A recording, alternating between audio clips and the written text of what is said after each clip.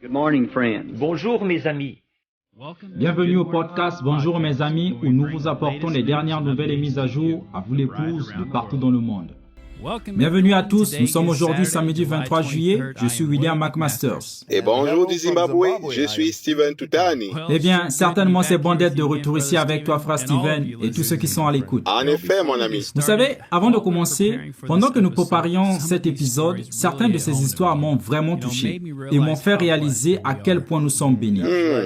C'est vrai, mon frère, de rapporter que les témoignages de partout dans le monde ont prouvé encore et encore que le Seigneur est tout simplement tout ce dont nous avons besoin. C'est tout à fait exact. Il pourvoit, il guérit, il délivre et il ferait toujours une voix pour ses enfants, quelles que soient les circonstances. C'est vraiment un honneur de faire partie de ceux qui témoignent de sa puissance avec vous tous qui nous écoutez. Ça l'est certainement. Dans un monde où il se passe tant de choses et où les mauvaises nouvelles sont partout où l'on regarde, c'est si rafraîchissant d'avoir de bonnes nouvelles que nous pouvons partager.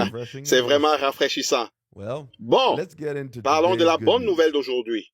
Nous avons reçu ce témoignage de première main d'une sœur qui était coincée en plein milieu de la guerre dans la ville ukrainienne de Revizhny. Elle est si reconnaissante au Seigneur de l'avoir protégée pendant cette période difficile. Notre sœur dit ce qui suit. Je veux vous raconter mon témoignage personnel à la gloire de Dieu qui était toujours proche. Un témoignage de la façon dont il nous a miraculeusement protégés et aidés. Mais il est impossible de tout raconter. Le 20 mars, un obus a frappé mon appartement. J'y logeais avec une autre sœur en Christ à ce moment-là. Nous avons déverrouillé la porte, mais nous n'arrivions pas à l'ouvrir.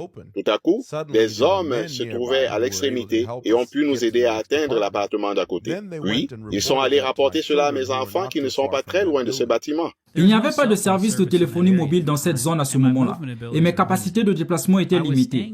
Je logeais dans une maison qui appartenait à des croyants, et je ne pouvais pas descendre dans le sous-sol bien qu'il y ait eu beaucoup de bombardements dans cette partie de Revizhny. Nous étions logés là avec mon fils. Nous prions constamment, essayant d'entendre la voix de Dieu. C'était comme un verre d'eau fraîche pour un humain assoiffé. Nous louions Dieu, même s'il y avait de la destruction tout autour. Dieu nous a gardés en sécurité, c'était sa miséricorde envers nous. Le 40e jour, le Seigneur nous a miraculeusement délivrés de cet enfer. Petit à petit, avec de nombreux arrêts sur notre chemin, notre guide nous a ramenés sains et saufs auprès de notre famille. Loué soit le Seigneur. Nous sommes très reconnaissants envers les frères de VGR, frère Oleg Valisenko et frère Ivan Tributson. Ils nous ont aidés financièrement à déménager à l'étranger et ont couvert nos besoins. Que le Seigneur bénisse richement et comble les besoins de tous ceux qui nous soutiennent dans la prière et nous aident avec l'amour chrétien. Sœur Valentine.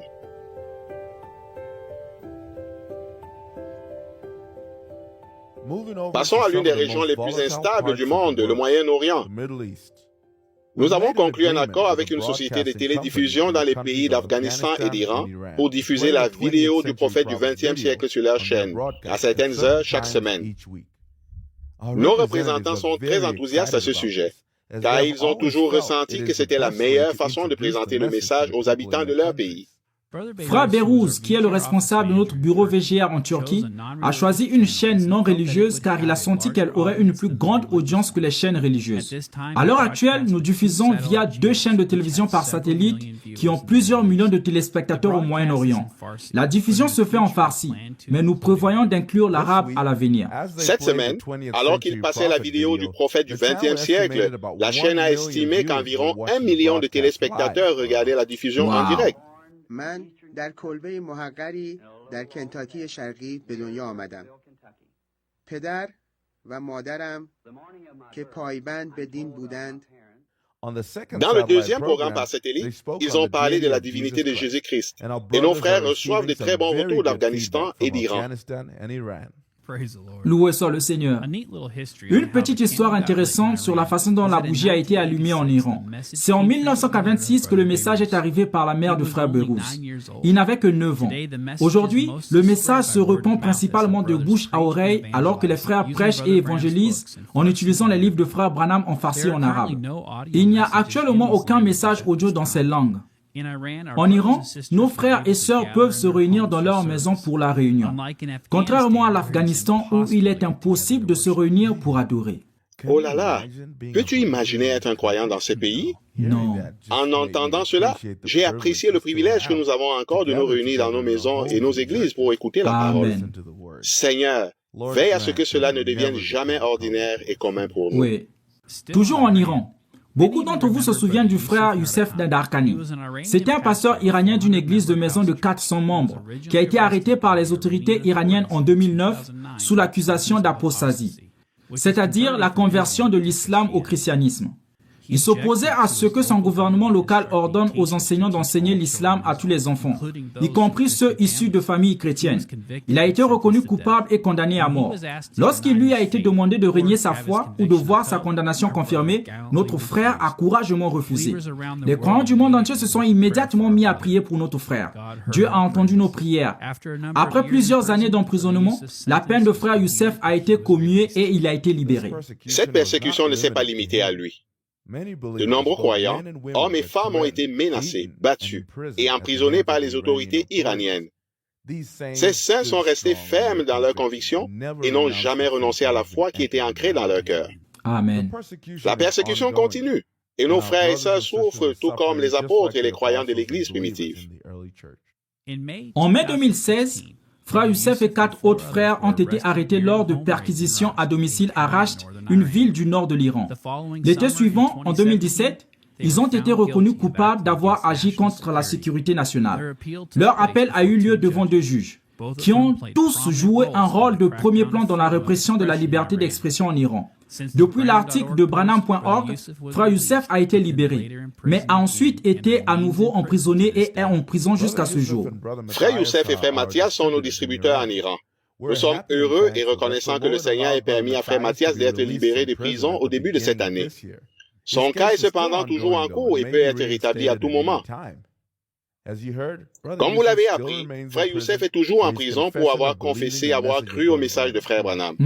Mais nous avons reçu des nouvelles selon lesquelles il pourrait être libéré le mois prochain. Nous vous demandons de vous souvenir de ces frères dans la prière alors qu'ils font face à une persécution continuelle pour leur position sur ce message. Comme nous l'avons déjà dit, nous sommes très bénis de pouvoir nous réunir autour de la parole et d'adorer le Seigneur sans crainte d'être persécutés comme les croyants de certains de ces pays. Tu sais, frère Steven, j'ai hâte de leur serrer la main et de les embrasser au cou pour ce qu'ils ont enduré pour ce message. Oh, moi aussi, mon frère, quel vaillant guerrier.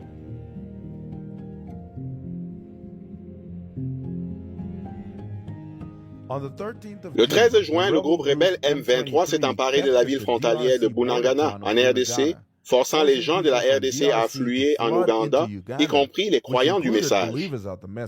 VGA a immédiatement envoyé des fonds au frère Mark Kamulo du bureau de VGA à Kampala, en Ouganda, comme aide d'urgence pour les frères et sœurs déplacés de leur maison. Frère Mark a ensuite voyagé 11 heures en bus jusqu'à Kasolo, en Ouganda, pour rencontrer les ministres de la RDC et ceux qui aidaient les croyants déplacés. Au départ, ils avaient envisagé de louer une école vacante pour les croyants, mais les autorités ont estimé qu'il ne serait pas judicieux de regrouper tout le monde de cette manière, car ils ne seraient pas en sécurité. Notre plan était d'installer les gens dans un logement, puis d'acheter et de distribuer de la nourriture, des couvertures et des ustensiles. Nous avons acheté et distribué 500 kilos de farine de maïs et 100 kilos d'arachide. Nous avons également fourni des ustensiles, des cuvettes, du savon et d'autres produits de première nécessité. Le 25 juin, soit 12 jours plus tard, le nombre de croyants qui avaient franchi la frontière ougandaise était estimé à 400.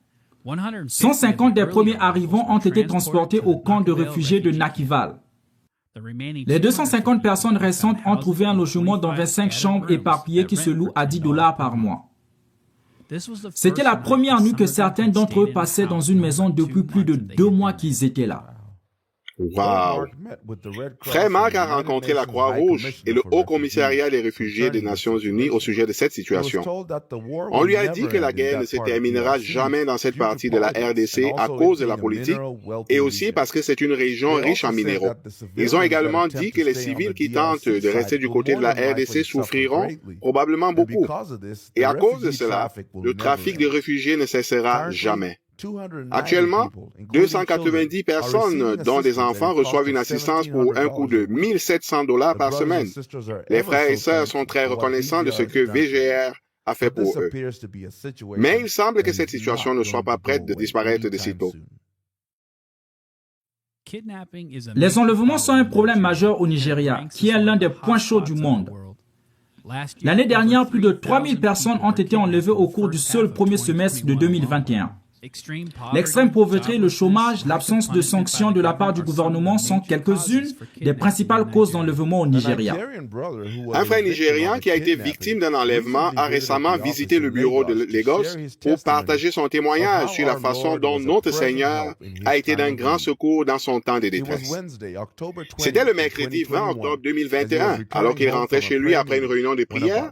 5 personnes armées de fusils sont entrées dans la propriété où il vivait. Le forçant à monter dans son propre véhicule, on lui a bandé les yeux et on l'a amené vers une destination inconnue. Bien qu'on l'ait menacé de le tuer, il n'avait pas peur. Il priait le Seigneur et savait qu'il y avait d'autres croyants ailleurs qui appelaient son nom devant le Père. Le jour où il a été enlevé, il portait une chemise avec une image du prophète de Dieu avec la colonne de feu au-dessus de lui. L'un des kidnappeurs a vu cela et lui a demandé qui est cet homme blanc. Cela lui a donné l'occasion de parler du message de l'heure et ce que Dieu a promis de faire en ce dernier jour. Il a senti que c'était peut-être la vraie raison pour laquelle il a été enlevé. C'est alors que les choses ont commencé à changer. Certains des kidnappeurs ont commencé à le traiter différemment.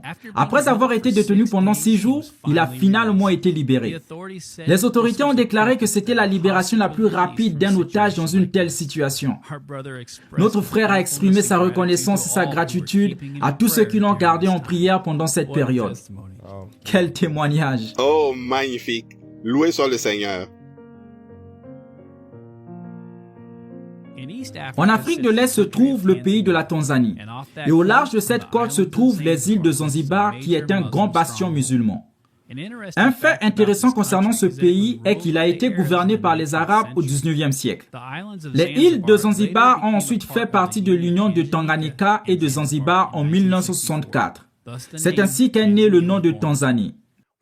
Nous avons récemment distribué des tablettes Agapao à plus de 15 familles sur les îles et nous avons reçu ce rapport venant des croyants. Nous remercions le Seigneur qu'il y a des bien-aimés qui vivent ce message de l'heure, même s'ils sont dans un environnement difficile, puisque 90% de la population ici est musulmane. Cependant, notre aimable Seigneur continue de combattre pour nos frères et sœurs qui vivent ici. Loué soit le Seigneur. Un groupe de frères et sœurs là-bas à Zanzibar se sont rendus au bord de la mer pour un service de baptême. Un maniaque qui était craint pour interrompre les cultes des dénominations et de n'importe quel service au bord de la mer a été vu s'approchant du site du baptême où ils étaient réunis. Les personnes présentes sur le rivage ont alerté les frères de l'approche du danger. Le pasteur a dit aux membres de rester calmes et de croire en Dieu. Alors que le maniaque s'approchait, il est arrivé juste devant eux et étonnamment, il s'est agenouillé avec les mains en l'air. Wow. Le pasteur et les membres ont prié pour lui et Dieu l'a guéri instantanément. Quel retournement de situation! Oh, loué soit le Seigneur. Vous savez, mon esprit pense à un autre maniaque que nous connaissons probablement tous. C'est celui qui a approché frère Branham à Portland. Oui. Je veux dire, il était connu pour la même chose, interrompre les rassemblements religieux. Amen. Quel Dieu puissant nous servons. Il est le même hier, aujourd'hui et pour toujours. Amen.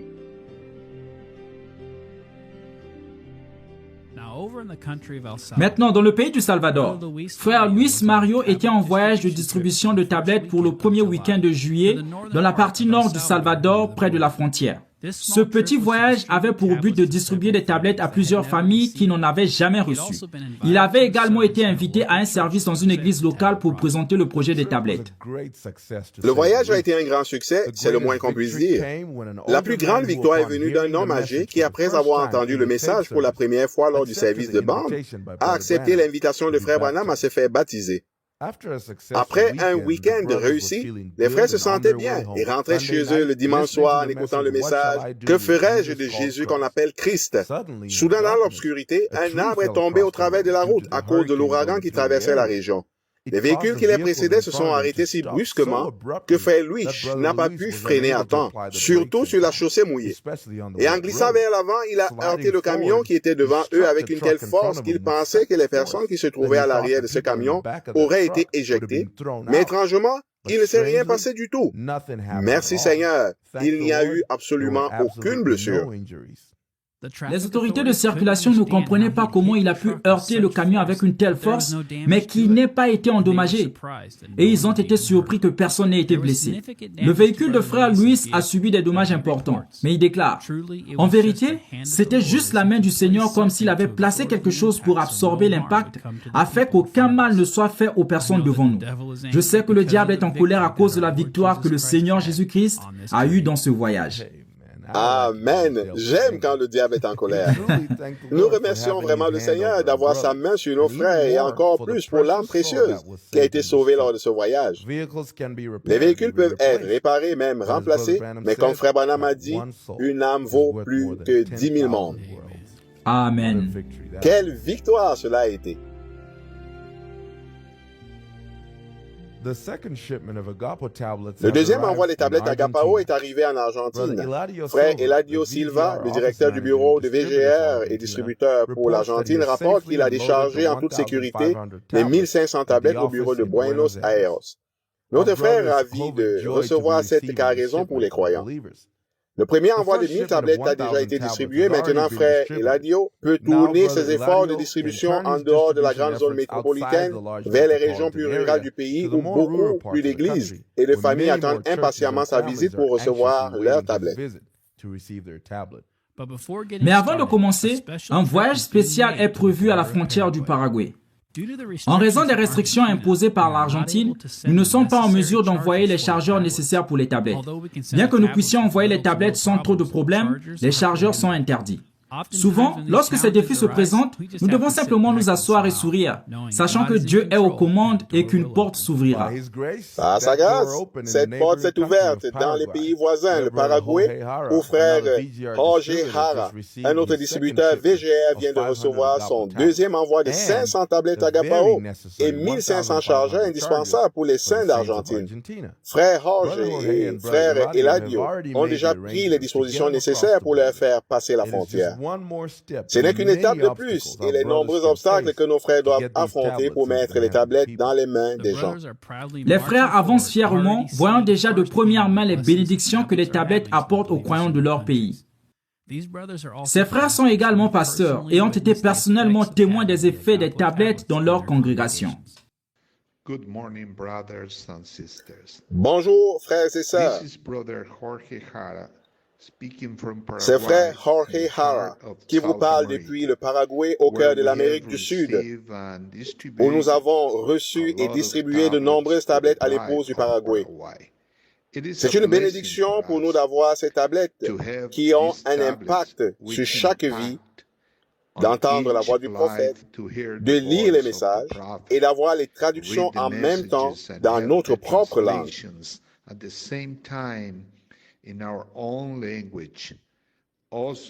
De plus, nous sommes en mesure de voir les images de la vie de notre frère Branham. C'est la voix de Dieu qui nous parle et nous dit comment nous préparer à l'enlèvement.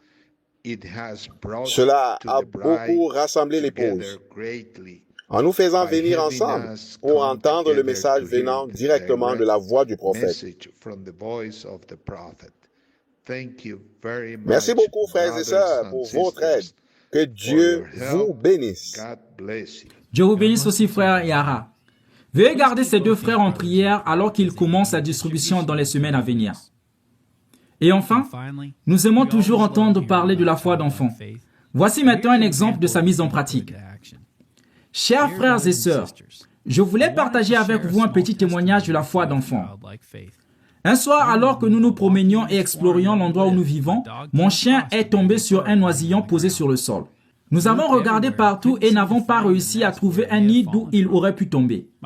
Ma fille de 13 ans l'a immédiatement ramassé et a demandé « Maman, papa, puis-je le ramener à la maison et lui donner une chance de survivre ?» Mon mari et moi avons répondu que ce serait bien, mais elle devrait en prendre soin et que ce serait sa responsabilité. Mon mari et moi ne savions pas s'il survivrait. Étant donné qu'il était si jeune et qu'il semblait aussi qu'un côté entier de l'oiseau était noir et bleu, peut-être à cause de ses blessures. Notre sœur poursuit en disant, notre fille est rentrée directement à la maison, a posé son tissu de prière sur l'oiseau et a prié pour lui. Elle a ensuite allumé sa tablette Agapao et a commencé à laisser au petit oiseau écouter la radio de Voice sur l'application Liveline, 24 heures sur 24, 7 jours sur 7. Cela fait maintenant une semaine alors que je partage ce témoignage, dit-elle. Et le petit oiseau n'est plus meurtri. Il commence à se lisser, ses plumes poussent, il sautille et gazouille. Je crois que la foi de notre fille dans la parole vivante, en ce que notre Seigneur Jésus a promis, a donné à ce petit oiseau une seconde chance de vivre. Notre Seigneur Jésus-Christ se soucie tellement de ses enfants et même du petit oiseau. Que Dieu vous bénisse, sœur Christiane. Et c'est un témoignage si doux. Ça l'était vraiment. J'aime comment les enfants et les tout-petits sont maintenant formés. C'est la première chose qu'ils font, la prière et la parole. Amen. Rien de mieux. Eh bien, les amis, ceci conclut l'épisode d'aujourd'hui. Veuillez continuer à garder les croyants en Ukraine dans la prière et pensez aussi aux croyants en Afghanistan et en Iran. Nous apprécions vraiment tous les commentaires que nous avons reçus jusqu'à présent. Nous voulons vous encourager à continuer à écrire et à nous faire savoir ce que vous pensez. Si vous avez des sujets que vous aimeriez que nous abordions, nous serions ravis de les entendre. C'est ça. Comme toujours, merci de vous joindre à nous. Nous avons hâte de vous retrouver la semaine prochaine et en attendant, que Dieu vous bénisse et shalom. Shalom.